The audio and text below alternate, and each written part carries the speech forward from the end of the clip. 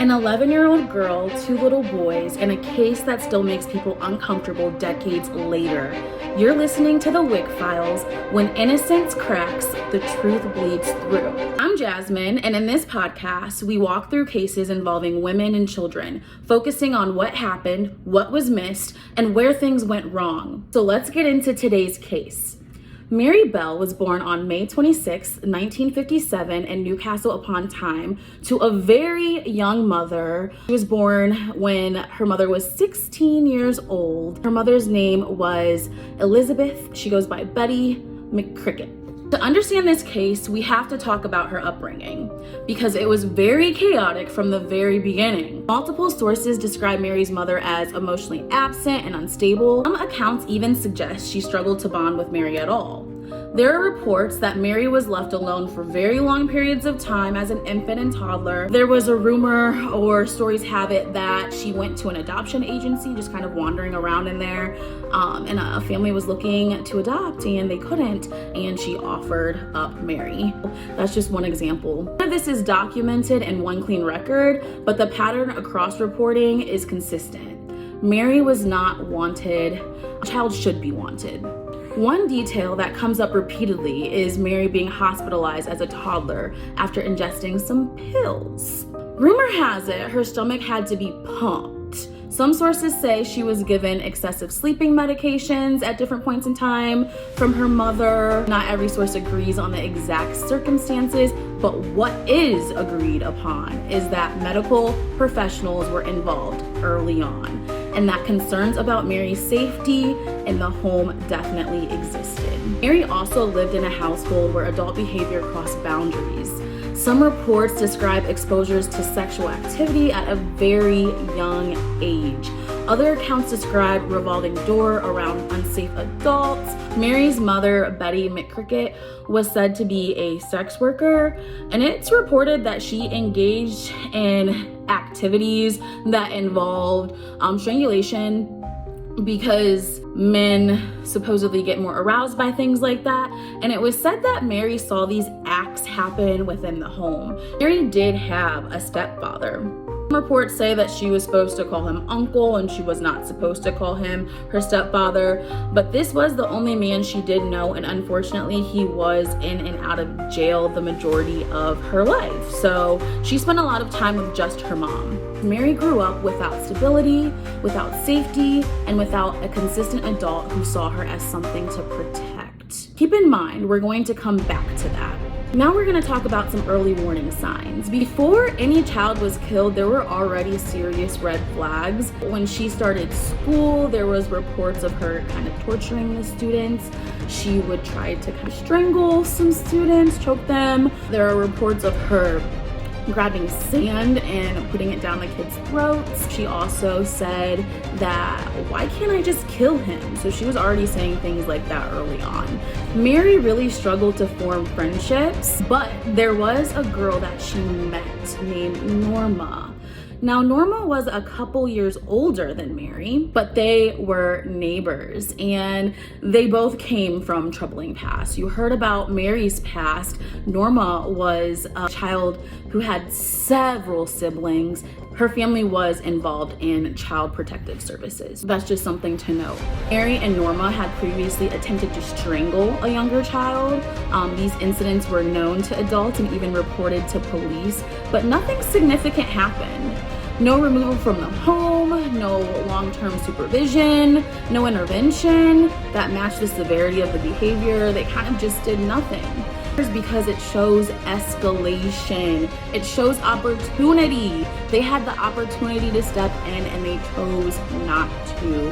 And it shows that the system saw something wrong and they still failed to show up. We fail to intervene and show up for our children and notice these early signs, the behavior just escalates. So now we're gonna get into the first murder. On May 25th, 1968, 4-year-old Martin Brown was playing outside in the Scottswood area. Mary Bell lured him into like an abandoned building. I believe it was being demolished. Later that day, Martin's body was discovered inside of the building. It has been reported that there was 3 boys who were playing and stumbled upon his remains and called for help, and that's when the older men came to help. By that time, when they got to him, it was already too late. Here's what made this case so confusing at first.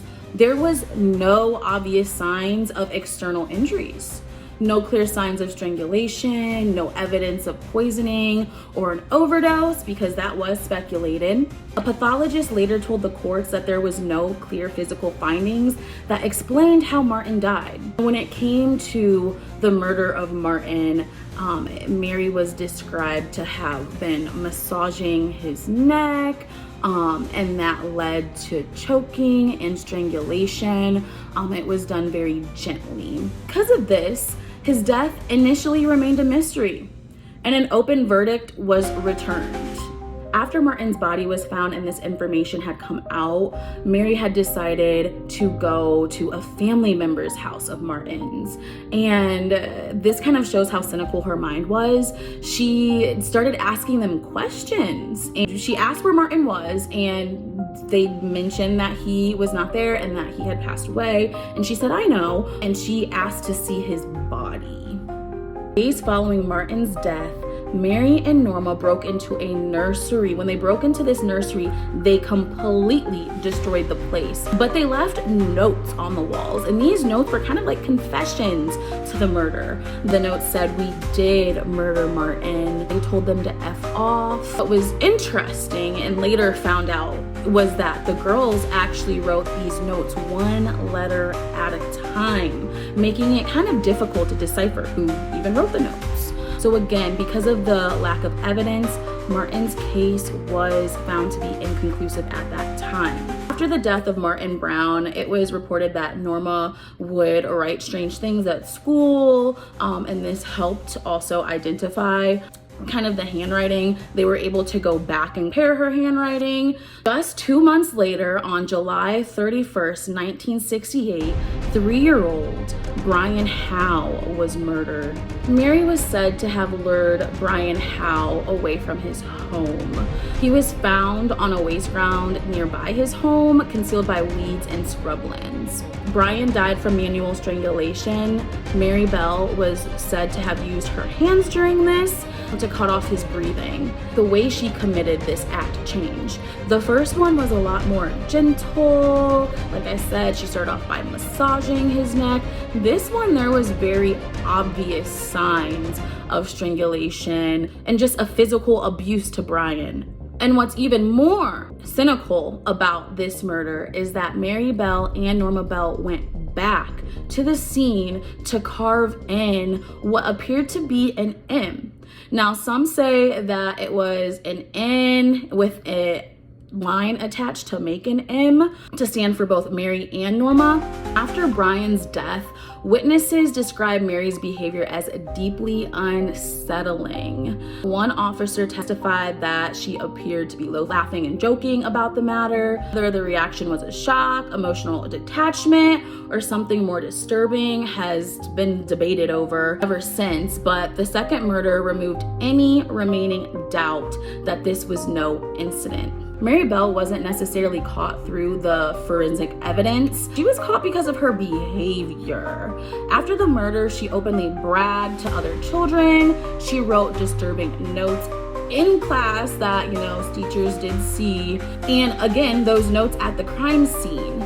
She showed unusual fixation about the deaths. Multiple kids reported to adults, and the police began to question her.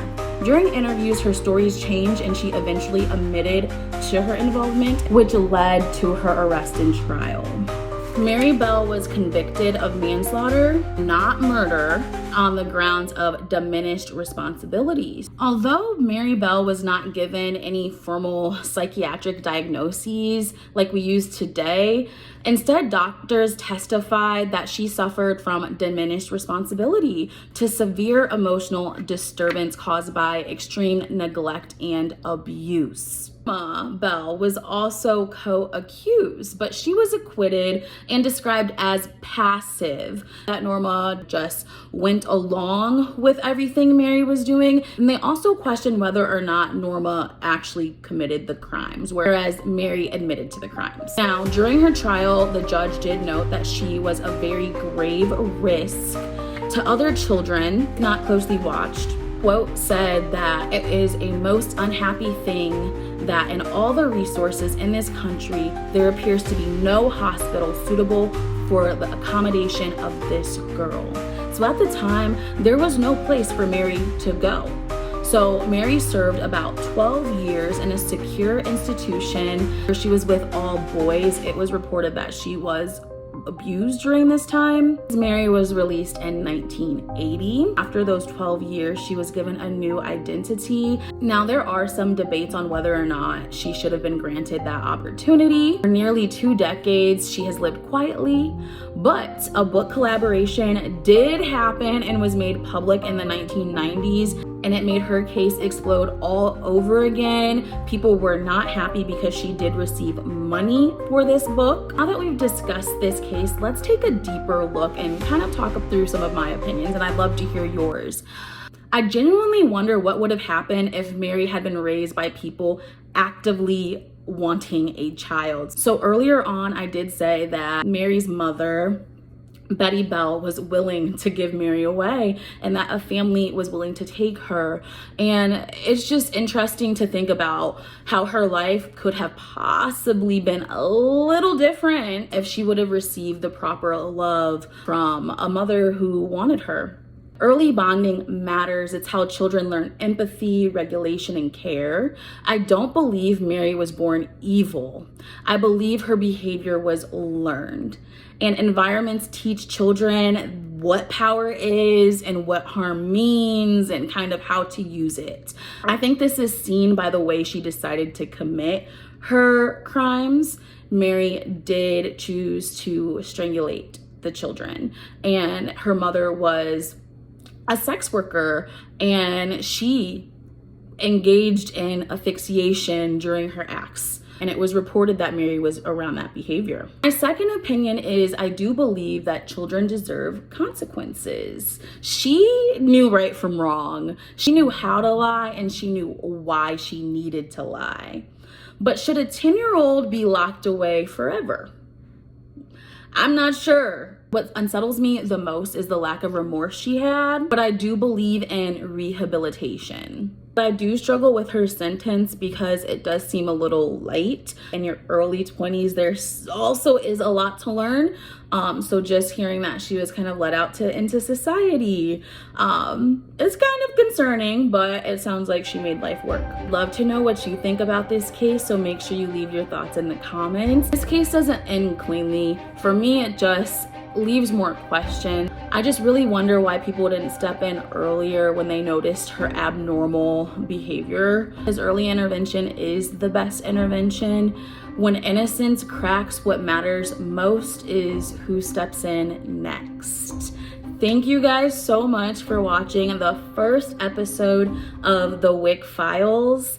I hope that it just gets better as we keep going. I'm not gonna lie to you, I'm so glad I got through this. It was a little tricky, and I feel like I did forget some details as I went along. So I just can't wait to get better. I hope that you guys follow because our next case is going to be a good one.